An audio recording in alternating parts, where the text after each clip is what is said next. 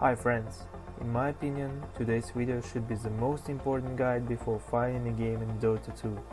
There will be no discussions on mechanics, rules and other stuff. However, the name of the video is not a clickbait, and the skill that will be discussed is the most significant while playing Dota 2 or other games. This skill is in-game communication. Let's move on. As we know, the toxicity of the Dota 2 community became a stereotype on a worldwide scale. To support the idea, I will attach some statistics on the screen. I swear that 100% of Dota 2 players have complained about toxicity in the game, and most of them are the reason for such behavior. In this video, I will try to explain exactly how your behavior affects the game, at what point it is worth following it, and how each player can contribute to the community. I want you to share this video with your friends, so maybe we can make Dota 2 players less aggressive. Let's start. Imagine a situation where you are an observer, a simple, quiet player.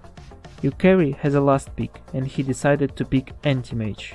Of course, other teammates didn't like that, because they think that this hero is weak, it has a low win rate when they play with him, and so on. Someone of the allies will even say about this, "Hey, why you picked this stupid?" At this moment nothing critical hasn't happened. However, it is much harder for the anti-mage player to play. He starts to realize that the value of any of his mistakes is increasing. If he dies, then everyone will start pinging at him, sign with disdain into the microphone and just escalate the situation. All these factors put pressure on the player, and he will worry all the time just to prevent an extra mistake. All these nerves and worries will accumulate in a snowball, which will lead to complete despair and then to a real conflict. Now, our hero will not think how to win. He thinks about how he will make excuses to teammates and how unlucky he is with teammates. Okay, well, if there are those who do not care about conflicts, they just play quietly and do not argue with anyone. This is the position you take in this situation. The fact that you lose this game because of the anti-mage and the one who flame on him is only a small problem. The real problem begins later. Suppose you finish this unlucky game and started a new one. All is going well, but at the beginning of the game you die. It happens. Nobody told you anything, but in your head, subconsciously you will consider yourself as that anti-mage in the previous game. Everyone wants recognition. They want to be prized. Everyone is afraid to be that anti-mage. You say, "I do not care about such players, I am mentally stable and do not afraid when someone flames on me." Now, imagine that in half of your games such player exists. There is a conflict and someone is playing bad, and someone constantly indicates this and breeds hatred.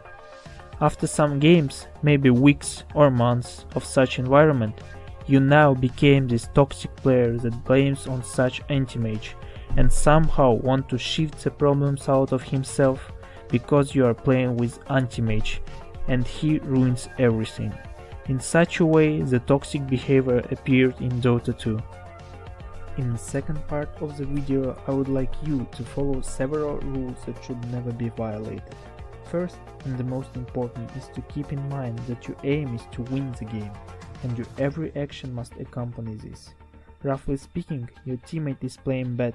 Of course, you can blame him and be much better for yourself because you see his mistakes. But does it help you to win?